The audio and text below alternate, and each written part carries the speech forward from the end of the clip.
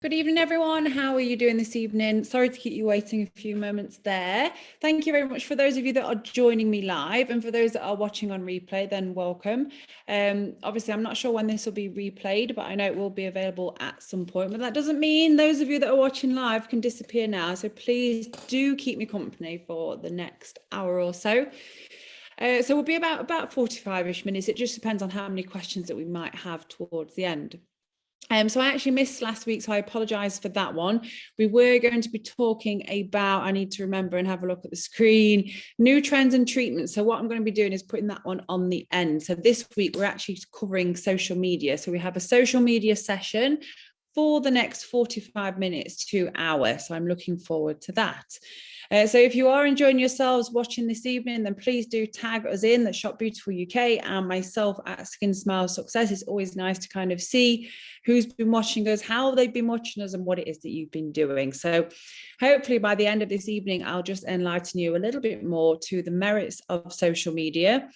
Hopefully you're already all over it and on it. That's how you found this webinar this evening as well. But every day is a school day, so we're here to hopefully take something away from this evening as well. Okay, so without further ado, we're going to move forward. What is this evening about? Social media, consistently on air. We are, so how did everyone feel after the social media blackout that we had a few days ago? It was amazing, wasn't it, right? I actually started towards the end of it, felt like I was unloved and nobody actually needed my services and or me towards the end of it, which is definitely something that I need to deal with.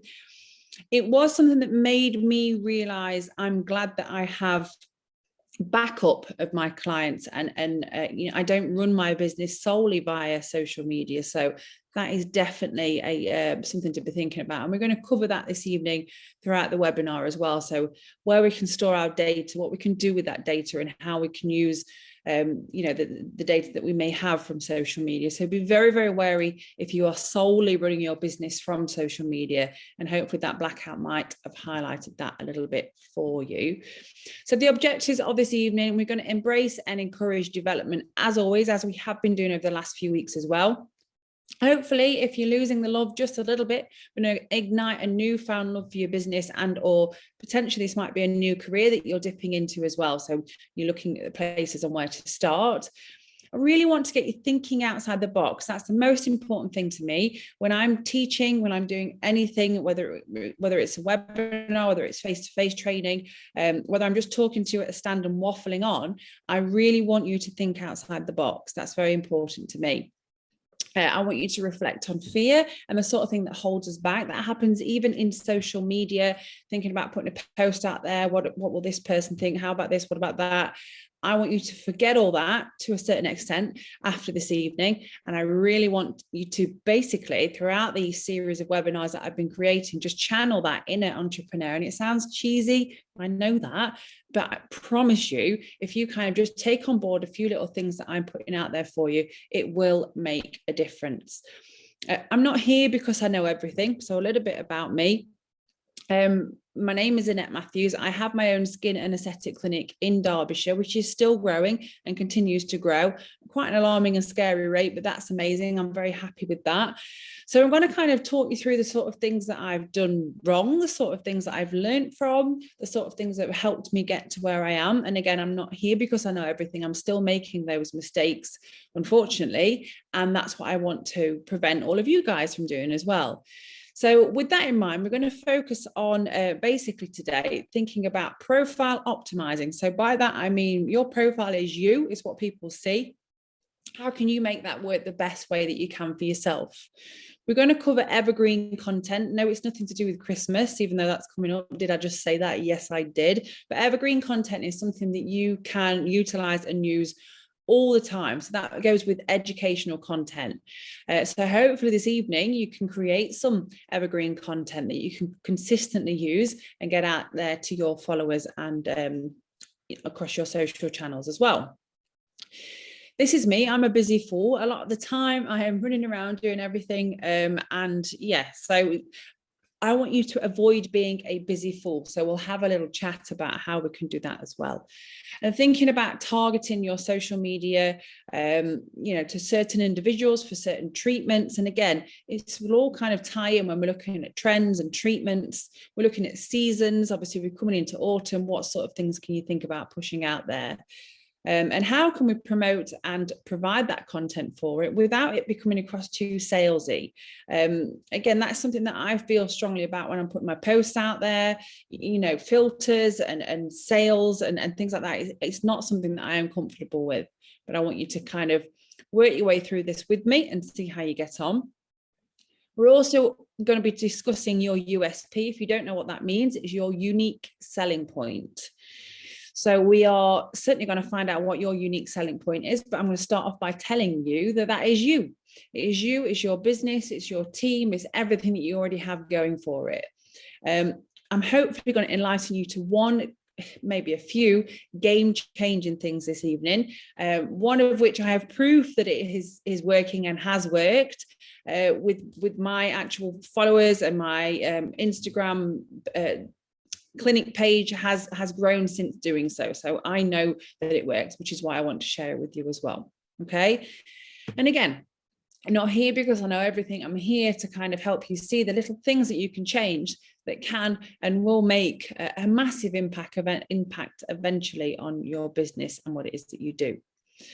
I always like to start with a bit of a quote, and the last few I've always started with the same quote, and that is, you will never change your life until you change something that you do daily. So even if it's one little thing that you're doing every day for your business that you change up slightly, then the secret of that success is found by changing that up ever so slightly as we go along the way. I wish it was my quote, that isn't. A routine is important. So that's something, especially when it comes to social media, you've got to be on it in terms of the posting. Doesn't mean you need to post 6 times a day. Just have yourself a routine. Don't put too much pressure on yourself, but make sure you're getting at least some content out there. It might be your content. If it's your own clinic, if you have other people working with you, you can obviously utilize that. You can share, you can screenshot. There is so much that you can do. You're also going to be enlightened to sharing other companies, other businesses content as well that makes relevant to what it is that you do, and that'll make sense as we go along. And certainly something that's made a difference for me, and the popularity of my clinic and the more kind of requests for treatment and things that are coming through as well. Okay. So a bit about my background. My background is dentistry. I wish I took this picture. My hairdresser took this. I'm stealing that. I like that. My hair looks nice. My face is far enough away. And my background is dentistry. I'm a dental hygienist, dental therapist, but I opened my own skin clinic around about 2 years ago, just before this pandemic started, which was an absolute nightmare. Prior to that, I was working quite nomadically from various salons and clinics and hair places where I was actually renting room and space alongside my dental job as well. So I've kind of been around a little while, but again, not here because I know everything. I like to profess that. I'm here because I've been through a learning curve and I want to help you guys do the same as well. So please do tag us in to anything that you're enjoying this evening as well, and just let us know what you think.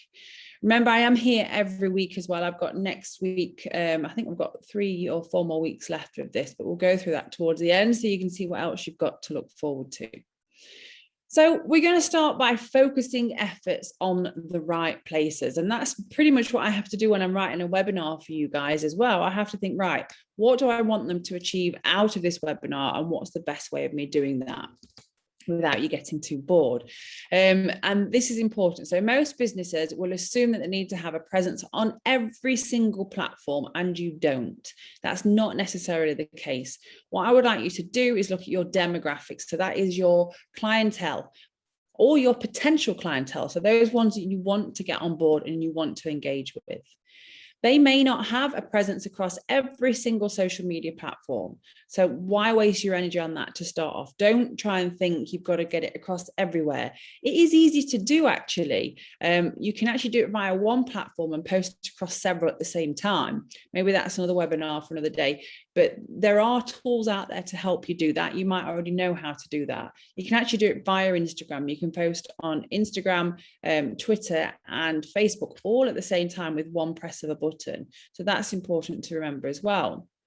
But I would suggest to you to choose which network to focus on. And that's easier than you think. What you need to do is look at the sort of clients that you want to be treating and helping, and then focusing your effort on the social platform that you feel has the most presence for them. So let me give you a little word of advice. A lot of my clients that I see are pre and post-menopausal ladies, and gents, of course, as well, but they're not pre and post-menopausal, but the older ladies and older gentlemen. I tend to find that I will source them out via Facebook. And that is because it's been around a little bit longer, and that is what they are more comfortable using.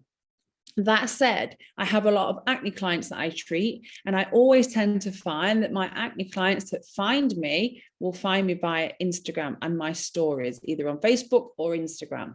So just a little bit of word to the wise, that's how it works for me in my area and where I live.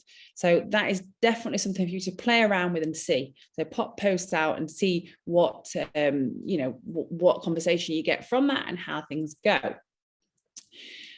So some quick ways to help you decide which platform is worthy of your time. We're going to be going through this as we go on, but the main thing is to ask. So ask individuals how they found you. If obviously, the general consensus is Facebook, which it is for me.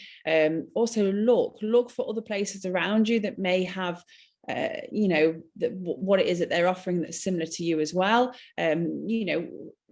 Just kind of have your wits about you as you're looking on these platforms as well. So you do your research around it.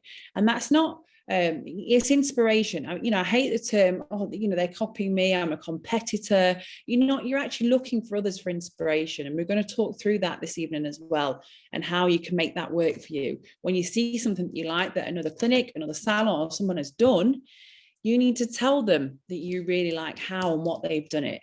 And then obviously share the idea. That is something that I do. So every aspect of your social media profile can be tweaked for what we say better visibility. So we can optimize it. This is profile optimization. I'm guilty of this. Like the nightmare that I have if I'm out and about and somebody asks me for my username for the clinic, I've got underscores and it's sometimes a bit of a nightmare to find. So I'm probably not the best advocate for this. So if you're starting out and you've obviously not got your username yet, make sure it's easy to remember. And it kind of says what it does on the tin as well. That's important. You want a recognizable photo or a brand logo that people will see and relate to your business as well. You want to think about keyword-rich descriptions that still sound natural. So if you have this within your biography, which is something that you can write up at the top of your profile, make sure it sounds natural and not too salesy, because again, when you're looking at something, what will put you off. The same goes for those individuals that may be looking at utilizing your business as well. An important one is a trackable link that goes back to your website. So write this down. It's something called Linktree. If you are doing it via Instagram, you can have a little look and actually set up a Linktree. I know Shop Beautiful have got one set up. I use it on my clinic as well. And you can put loads and loads of links from one little link in your biography, whether that's on Facebook or Instagram, where you are obviously limited the amount of text that you have. So have a look into Linktree, and guess what? It's completely free. So this is where you have trackable links. So I have a link to my website, I have a link to my shop, I have a link to making a booking, I have a link to questions about treatment, I have a link to model opportunities, I have a link to my blog. All these things are linked back so they can actually find it with ease most of the time. Or I can direct them with a link as well. So when posting, use these same factors to decide which images it is that you're going to use, what keywords you'd like to include, and how you phrase your call to action. So whatever post you're putting out there, even if it's a before and after, what do you want from that picture? A picture of some SPF that you want that client to be purchasing from you, because it's so important to wear every single day, of course, both ladies and gents. What's your call to action from that picture that you've put out? Do you want them to contact you for an appointment? Do you want them to view your shop online and purchase the product? Do you want them to ask more questions? Do you want them to answer a question? So a call to action is something you must have on any post in any platform that you're putting out. This applies to any and all social media platforms. So remember that. Call to action, another important thing to consider. What do you want to achieve from it? This was on the webinar that I placed the other week. Just bear with me 1 second. And this is your unique selling point. So those of you that have trained with me or know me or usually see me, I'm either wearing leopard print, or like today, I've got my new cardigan on that's actually got lips all over it, which is very relevant for what I do. But that's my unique selling point. So, you know, for me, people recognize, you know, that it's about being visible all the time. So even if I get tagged into posts with like leopard print shoes or hair clips or pretty much phone cases, anything, because people will assume me with that brand as well, with that color. So figure out what sets you apart from others and then communicate it. So let them see that personable side to you and your business as well. So don't go overkill with it. What you will find is when people recognize you for that, they will tag you into this anyway. So it all, you know, already kind of creates that conversation, the traction around it. Another thing which we chatted about a couple of weeks ago is about being different. That's important. As much as we like to obviously take inspiration from others, how are you going to do things differently? At my clinic, we have a red carpet not on a rainy day, so it goes away for the autumn a little while, but I have the gold ballards out every day because it's just a little bit extra. And it also kind of creates that attention to the area, and people will ask questions, pick up leaflets and wonder what is going on. So it's about being different and setting the mark. So posting evergreen content. So again, we're not talking about Christmas here. What is evergreen content? It's actually easier said than done sometimes, because it can become a little bit long-winded when you're creating this. But what I would suggest is you have content that you can utilize and use. So that might be about ingredients. It might be about treatment aims. So, you know, if you want to talk about chemical peels generally, you may have a generic post that talks about that as well. It needs to be engaging. Obviously, if you work in I say boring or dry industry, that's probably hard for me to say that, a bit harsh even. But even so, you can find a way of making things stand out. An example I will give, I was in London a couple of weeks ago on the tube, hate it down in the tube station, but there was a picture of I was going to try and find it for this post actually, 3 Pomeranian dogs, or 3 or 4, I think there was 4, and their tails spelt out love. Bright pink post. It was the only post that I looked at down there in the dingy underground, but it really gauged my attention. What was it for? It was for CV writing on read.com, so for jobs. And I remember that because of their way that they marketed that. So remember that is evergreen content. You've got a post that's bold. Oh, what's this talking about? That's, you know, exactly, that's what creates that's good marketing, because I can still remember that now. And again, I need to find that picture because it did kind of trigger, and it's triggered this, and I'm talking to you about it already. You might have already seen the advert as well. I think they use the same one on the television, but the dogs are like moving around. So that's where things come in. You know, even I dare say that obviously, you know, job hunting websites haven't got the sexiest subject to talk about most of the part of the time, but they have captured the audience with that post as well. So that's where your evergreen content comes in. So examples that I would use is posts about certain ingredients that I have in the products that are both used professionally, that we utilize for treatments and or their home care. So I talk about hyaluronic acid, I would talk about vitamin A, I talk about vitamin C, uroscobic acid, I'd talk about vitamin E and zinc and how good that is for the skin. And they're things that you can probably once every month or so reshare again, but with a slightly different picture. That's your evergreen content that you can grow. The bottom line when it comes to evergreen content is not publishing anything with an expiration date. So obviously that's where you've got, you know, what we know about these products and what we know about the ingredients within them is it's not really going to change unless we have a complete innovation in it. And then that's important for us to communicate as well.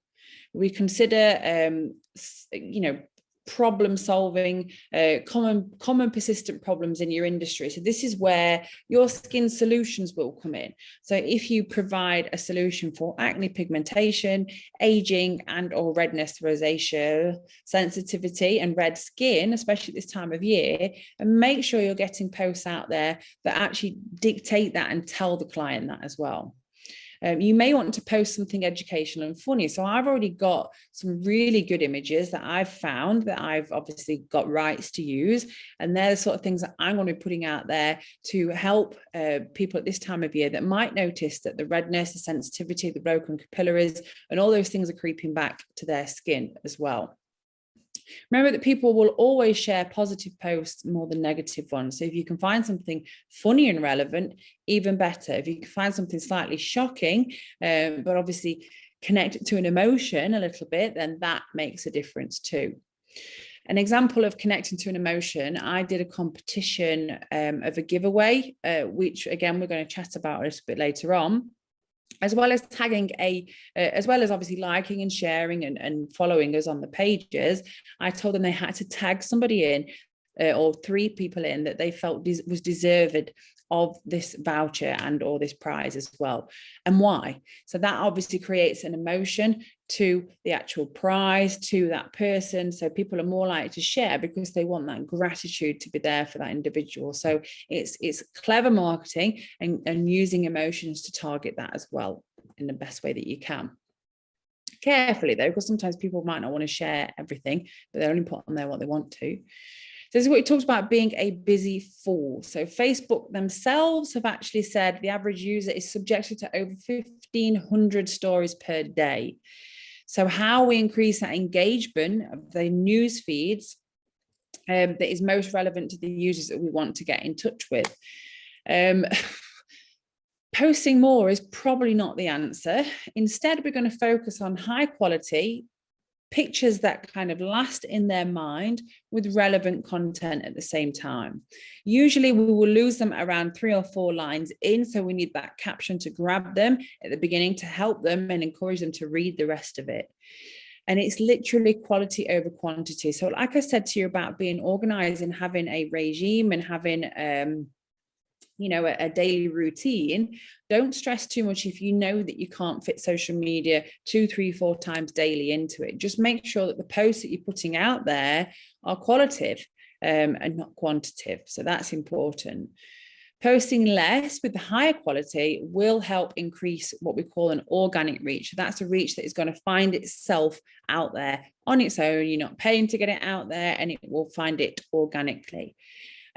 Rather than spamming, I mean, I'm literally, this is like pot kettle black, but I put things out there to make sure things don't get missed, because a lot of the messages are like, oh, I didn't know you were doing this, and I didn't know you had this webinar. I didn't, like, literally, I put it all over my Instagram, it's all over my Facebook. You have no excuses. Now you're just being silly. So yeah, I am guilty of clinic spam, and those of my friends on Facebook that didn't like it, they're probably gone by now anyway. But that's, again, that's my way of doing things, and it's worked for me as well. When it comes to your professional page, try not to create that spamming content. So you want to kind of appease your followers, and you don't want to overdo it. But those that follow me on Facebook personally, they will see that I share everything from my business across to that. And if they don't like it, then they know where they need to go.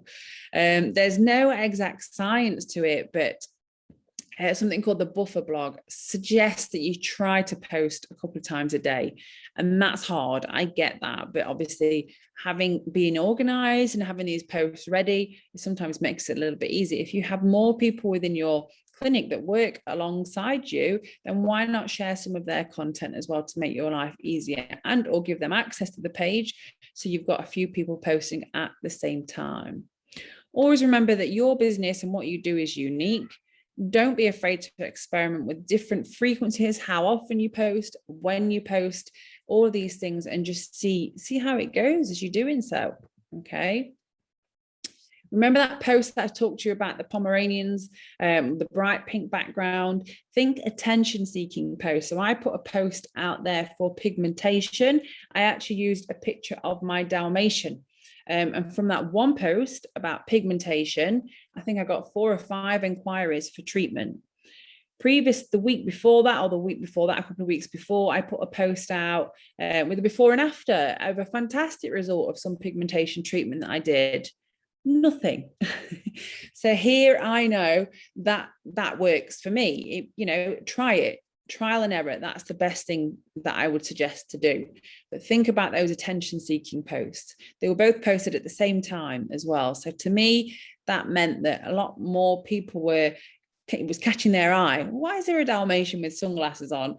And then that was what drew them in to inquire about treatment. So it does work, and it did work for me as well. I want you to think about targeting. So targeting to maximize your organic potential. So if you're putting a post out there on Facebook, this is easier to do. If you're utilizing the likes of Instagram, obviously, you are already targeting a certain audience from doing so. But you can actually, with the likes of Facebook, tweak the settings of your post to target specific members of an audience as well. And that, again, can boost a post from a free perspective as well. You can actually pay for posts as well on Facebook. Do I do that? Yes, I have. I did it in the early days to kind of grow my clinic following. And I'm probably doing once every 4 to 6 weeks now, again, just to keep things ticking over in this time of year that we are in. With things opening back up and people going out more, I want to be seeing that a little bit more and a bit more frequently, so that it's that consistent reminder as well. And you can tweak who you want to see that. So if you're putting a post out and it is predominantly about, pre or post-menopausal skin as an example, then you can put that out to that audience as well. So that's a really, really good tool that you can use. And you don't have to spend a fortune in doing so. It's probably cheaper to advertise on social media than it is to get, pictures in magazines and editorial pieces. I've done all that. I've tried it all. For me, it's always been about social media moving forward. So there are 8 options that you can use on Facebook when you're actually putting a post out there. You can think about gender. You can talk about relationship status. That should have been the same line there. Sorry. You can talk about that education level as well. That's not something that I find too relevant when I've been doing kind of posts in the past. Age is one that you can have. Obviously, bear in mind you've got people that might be buying gifts for people as well. So don't be too kind of ruley on the age. Location is important because you want them to find your clinic. That said, I fluffed up once and I put it out nationally, and I had 3 or 4 people that contacted me from further away, and they now do see me for treatment. Now that doesn't always happen, but sometimes if you are creating an innovative way that you do things and people see that and the people want to come to you, then it could work. So I have people that travel 3 to 4 hours to actually come to my clinic once every 6 weeks. It's insane. I always try and obviously help them with people more local to them, but sometimes that's what they do, and that's fine. We can work with that, right? Language, obviously, it depends on who you want to attract, and obviously where it is that you're posting as well. Interest that they might have. So what would they be looking for on social media? Are they looking for skincare, skin health? They have acne problems, sore skin, dry skin. Post a message that I received the other day. Please, can you help me with my sagging, what did she say? Not sagging skin, loose skin. So we say sagging skin because it's the industry that we're in. But a patient approached me asking for help with their loose skin. So we need to think about this when we're putting posts out there as well. Take any opportunity that you can to better target your audience so that the right people are seeing your posts, okay? And differ it. If you're posting 3 or 4 times a week, make sure that you are reaching out to different individuals for those different conditions, solutions that you provide, and all the rest. Now, this is something that I'm still trialing and playing with myself, but what I have found that if I post during the slower hours, then my posts tend to not get lost in all the madness that happens at around about 7:30 p.m. when everybody starts to post.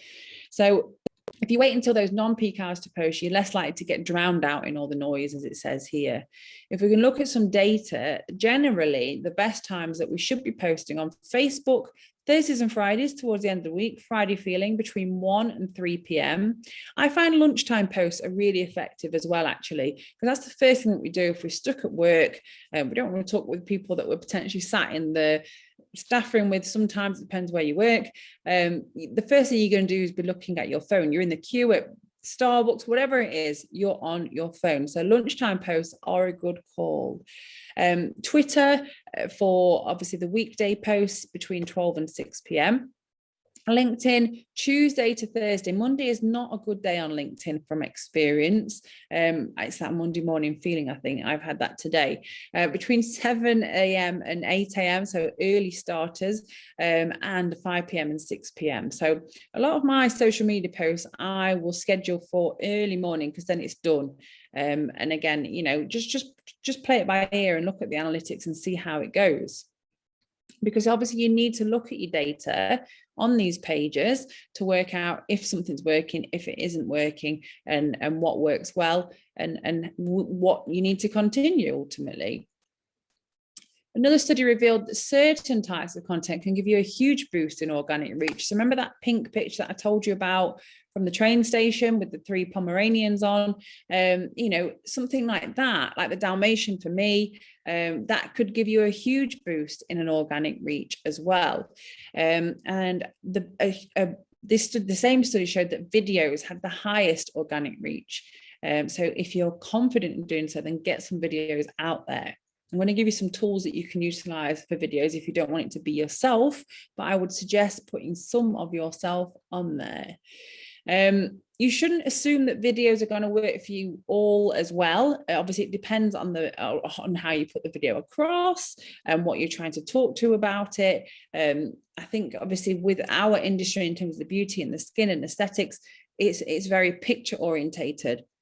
But sometimes people want to see a human behind that as well. So videos, time lapses, TikToks, dare I say, they're kind of the new thing, aren't they, going forward? So have a little play around and see what works and what doesn't.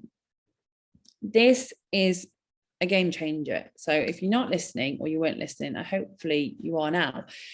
I want you to find some local businesses that you can collaborate with.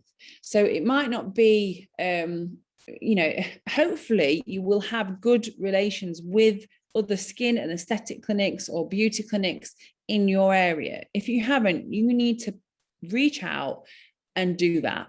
Okay. Some of my oldest, longest standing clients have come from other salons that don't offer the things that I do, or some of them do even offer that, but they've been referred to me from somebody else that actually worked there. Oh, you know, I've had my skin done here. And that's where it really, really works.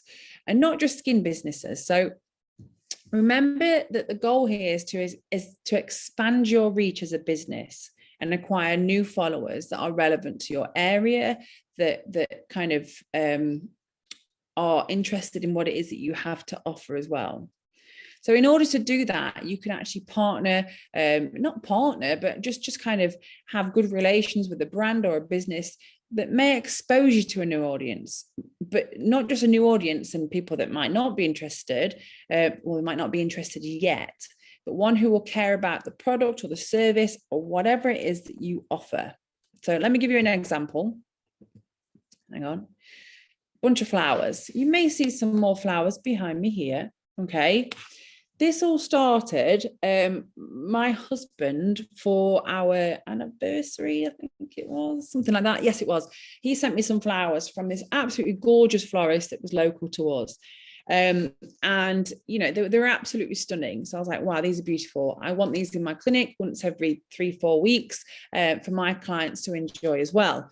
So I then started to order some every 3 or 4 weeks from this individual.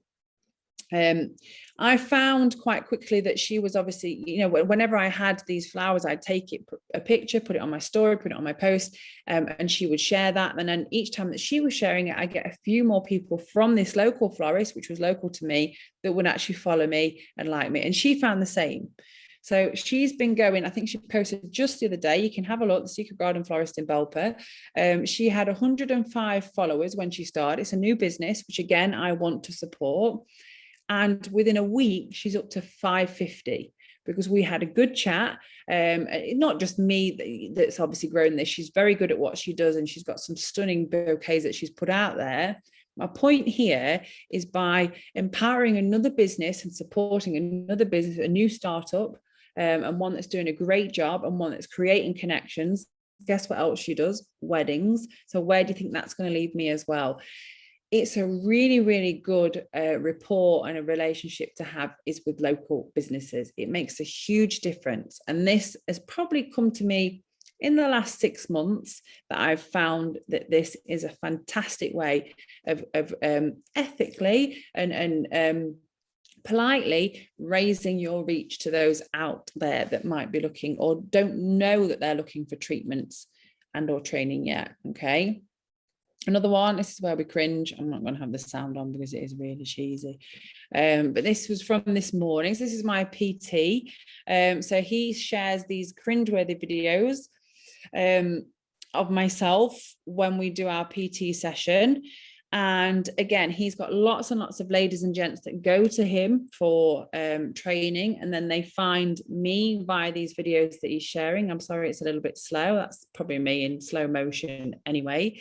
In addition to this, I attend the training. You can see her here. She's another salon owner, and she gets tagged in as well. So people see this collaboration, they see us working together, and they like it. It shows that we are human. It shows that we have interconnections with other people within the industry, and it shows that we, we're collaborative and we're forward thinking.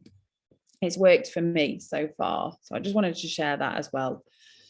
I've discussed this already, and that's quality versus quantity. So don't get too stressed about over posting. You see some of these posts that I've just shown you, these are reshares. So I reshared that bouquet of flowers. I reshared that PT session that I had and any images that I had. So look at those around you and what they're already doing. If you see another salon or clinic or brand that's used a really good post and put it out there in a great way, you can use an app called Repost. I think there's several of them out there. You can copy and paste that link and actually reshare their content and give them the credit that's due for that post that they've put out there. If you see something you like that somebody else is doing, my advice to you is to tell them, fantastic post, really love this post, please can I pinch this post, anything to interact with them and utilize that content as well. So stay relevant though, that's important. An example, obviously from the PT session there, if you're a gym owner, it might make sense to plan a social media collab with one of the other following businesses, a nutrition company, clothing, fitness gear and equipment, other wellness apps, fitness apps. And these partnerships make sense and can also expose you to those new people who will have good reason to believe that what you have is of interest to them. So this is where I want you to think about your business, and you could all, by all means, go out to your local florist tomorrow and connect with them, and hopefully have a good rapport with them as well. That's important. Another one that I did recently is a couple of wedding suppliers, wedding shops, wedding planners. I've reached out to them as well, because I want them to be recommending me and or at least know that I'm here, so that when they're having a chat with their brides, they get to give me as an option as well. So it's that out of box thinking and really helping create relationships with local businesses around you as well. At my clinic, I've got I've just purchased a cork board. It sounds horrendous, but I'm going to get it decorated up and some fairy lights on it and just make it look a little bit prettier. We're actually having a talent tree. So all local artists, jewelers, goodness knows what else can come of this. I've asked them to put their business cards in my outdoor post box. They're all going to be on this talent tree. So we as an inclusive area are sharing all of our skills, and those that are traveling from further afield may see it as well, which is even better. But we are sharing the local services, and I am supporting local. So that is very, very important to a lot of small businesses right now, both pre and post COVID. So definitely give that a go if you haven't already. Something else to look for in a brand or business that you could perhaps collab with is one that's potentially active on social media. Now, the florist that I talk about, she wasn't. We had a good chat, a bit similar to this webinar that I'm doing just now. she was very good, but things just needed a little bit of a G up, and now she's even better. And obviously we're sharing that content, and she's starting to notice some traction that's come from it. If they're not putting time and energy in, I know she was keen to change, so that's why we obviously collabed in the way that we did. Then sometimes what are you going to gain from collaborating with them? So don't go for the ones with 154,000 followers and 7.6 million, whatever. Look for the small businesses, the ones that are trying to make the change. And how can you make that relate to your business, and how can you collab together? It will be a game changer. And if there's anything that you take from this, it's hopefully the last few slides. Probably goes without saying, don't go after a brand that you're competing with in any way, shape or form. I disagree, actually. Hold that thought, because I have lots and lots of new clients that come from local salons. They have certain treatments with them because they like their therapists that do things there, and they have certain treatments with me. So people will choose what they want from who they want as well. So don't think that if you have another salon local to you, you can't network with them. I suggest that you do. I suggest you build a rapport with all of those around you. My friend Tiff that you saw in that video there as we are training PT, she does nails, and I have therapists within my clinic that do nails. That doesn't mean that we have to have this competitive status. There are plenty of customers out there, and people will choose who they want to come to because of their demeanor and the way that they are. So remember that. I do disagree with the term competing. I actually recommend colleagues of mine, if I see something on like a local spotted group and it's not local to me, I will say, look, this is me, but you've actually got my colleague just on your doorstep, and this is them.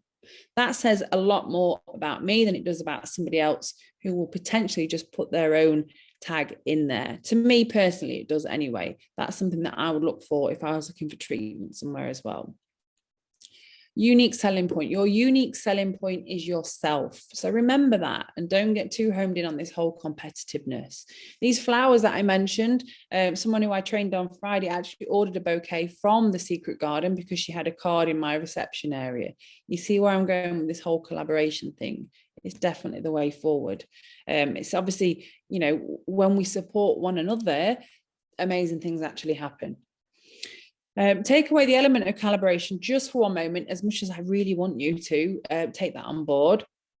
If you're considering working with a brand, stop and take a step back and just ask yourself, would you pay for their product or service? So I saw those flowers and I go to this PT and I know what they do is of good quality. Obviously, you don't want to be collaborating with something that isn't relevant, will have injust to your what it is that you provide as well. Would you feel good about recommending them to friends and family? Are they trustworthy, knowledgeable, genuine, and is it legitimate? So bear that in mind, especially with the Instagram and Facebook the way it is, because these pop-up businesses start. You want to make sure it is what it says on the tin as well. So what I would like you to do is choose a campaign. So step one, choose a campaign or a post or a treatment or a solution that you want to trigger emotion and get people talking about. So a big one for me this time of year is rosacea, redness and dry skin and or broken capillaries that they see start to break out. Think about that post.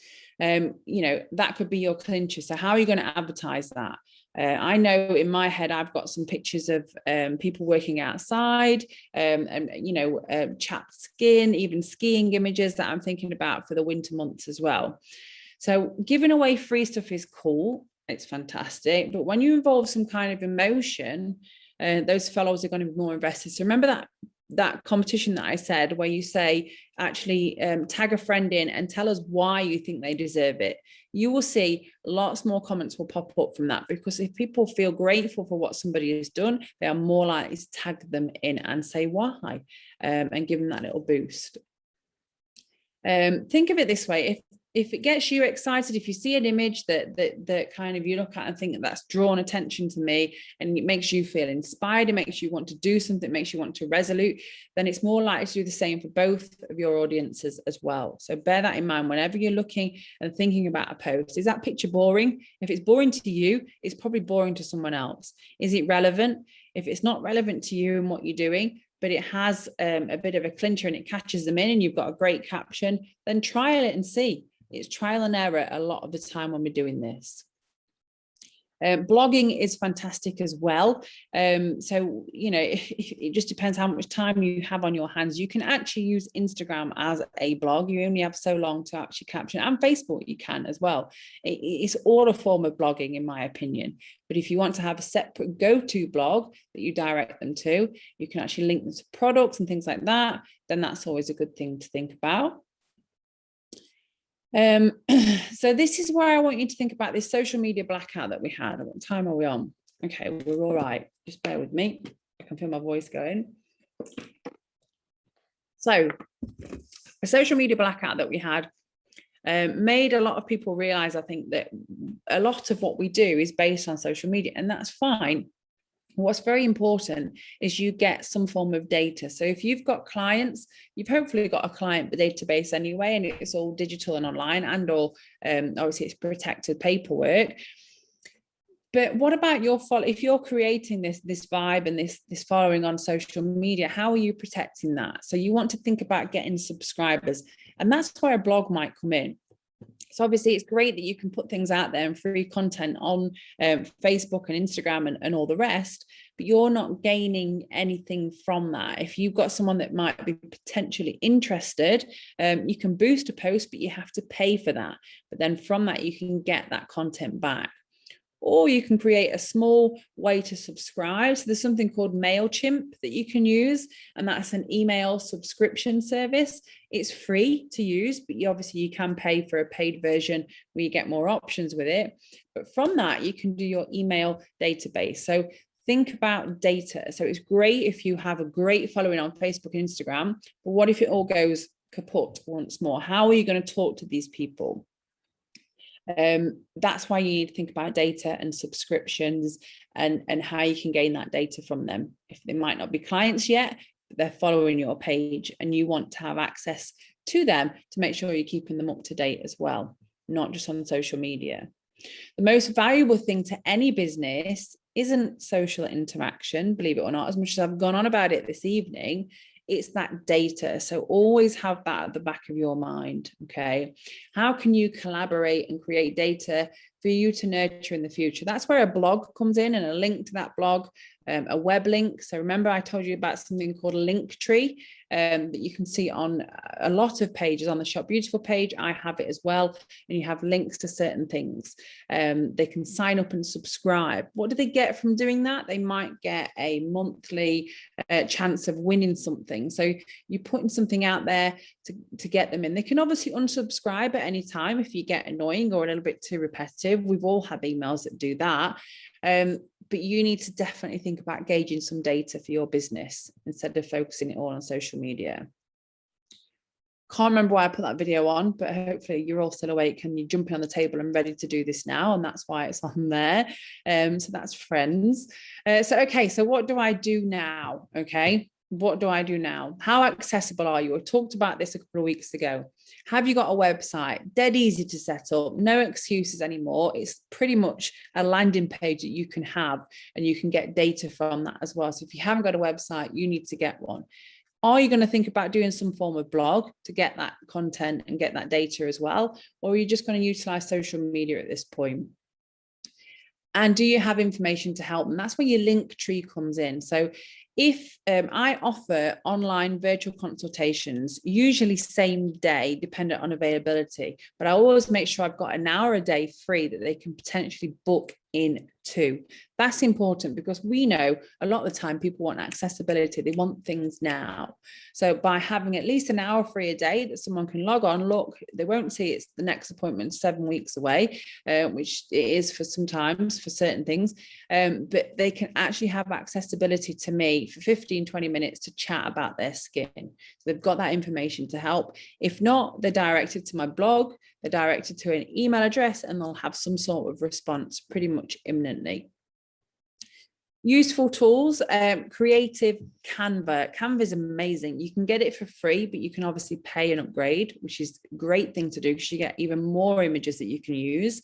Loads of images, loads of videos, loads of organic, content that I talked to you about, evergreen organic content that you can utilize and use. So you'll see an image. I like that picture. That made me look. So what can I write about that? You know, I did one when I was away recently, and it was a set of stairs, and it made me think about kind of always trying to strive and achieve. And I wrote a post about that from a set of stairs. So, you know, some people might think she's lost the plot, but you can always relate an image. And if you like that image, then you probably find that other people will as well, most part of the time. Linktree, so you can have lots and lots of little links to direct them to where you want to be. So check out either my Instagram or Shop Beautifuls. You'll see all the link trees on there because you've got the different links to different things that will take you to different places. Very important for accessibility. A new one that people are more recognizing now, thanks to COVID, is the QR code system. These have been around for years and years and years. It's free to do. You just type in, make my free QR code. On my gates outside my clinic, I have a QR code on a plaque so they can walk past and scan it and get my price list straight up, and or a booking option straight away. That's how a QR code comes in. If you want to, you can have a QR code for any link. So any hyperlink, any web address, anything can be linked to a QR code, and they're all completely free. And people are recognizing those a bit more now. So here's your little to-do list for you to do, because that's what you do with a to-do list. I want you to go out and network with some local relevant community groups. So if you've got like your spotted local areas, might have women and toddler groups, you might have maternity groups, skin concern groups, beauty groups, whatever it is, you're going to get out there and network with some of those on the social media. Local services that you can utilize and or share, like the florist or the PT, or many things, wedding shops, local gift shops. There's lots of places that you can network with, photographers. I want you to think about education around the products that you use. So what treatments you do, how can you educate your client? Because that's your evergreen content straight away.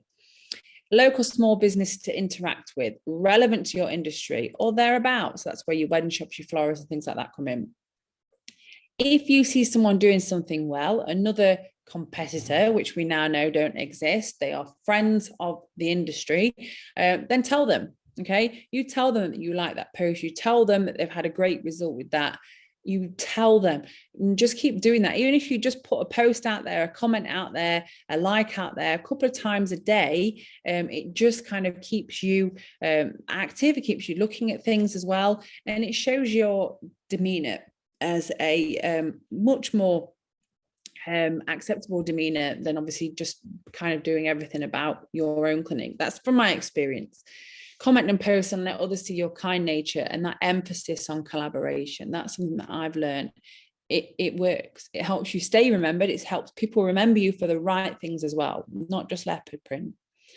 Re-engage your clients in that way, and they will always be there for you as well, reminding them that you are still here in little ways, likes, comments, whatever it is. Success is the sum of small efforts. Remember, small efforts. Don't think you've got to do all of this in one go.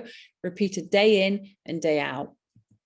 And I'm going to close by kind of saying, I hope you can join me next week. We are going to be talking about evaluation. So evaluating your business. So I talked a lot tonight about analytics. We can do that via social media. So I'll probably do some screen grabs and screen shares and talk through that with you. So you can see what's working, what hasn't. I'll maybe show you some of my posts and how I assess what I'm going to do next from that as well.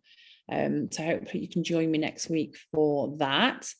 But if you have any questions, please do this evening, tag us in if you've liked this. If you've got any of the topics you want us to cover or myself to cover, please do shout out. In terms of educational content, I did a whole skin science webinar, which was about 6 or 7 weeks about the different layers of the skin. That's all on the Shop Beautiful YouTube as well. So you could even curate some of that content. And by all means, please do share those sort of things as well. So I have got some blogs that I need to upload onto the Shop Beautiful platform. I am a little bit behind with that because of workload, but they will be going on there. And they are case study form blogs that talk through different treatments and procedures that I've had fantastic results with. So we're going to close by leaving your little to-do list on there for you to have a little look at. And these are sort of things that I want you to do. Please, please, please let me know how you get on. Tag me in, show me what it is that you're up to. I would love to meet you and, you know, meet more of you. I am at the Pro Beauty show next week on behalf of Skin, which is a skin cancer charity. So please do come and see me or check out my website for the work that I do with them as well. They mean a lot to me. So I am going to be at the Pro Beauty show in London. So hopefully some of you can come and see me. I think I'm there or thereabouts. I'm not sure which stand I'll be on, but I'll be floating around somewhere. Probably in leopard print. So I hope some of you can join me next week, and I look forward to meeting more of you very soon. All the best of luck and keep smiling. It is a Monday, but we've got through it. Fantastic. Thank you very much, guys. Take care, and I will see you soon. Bye-bye.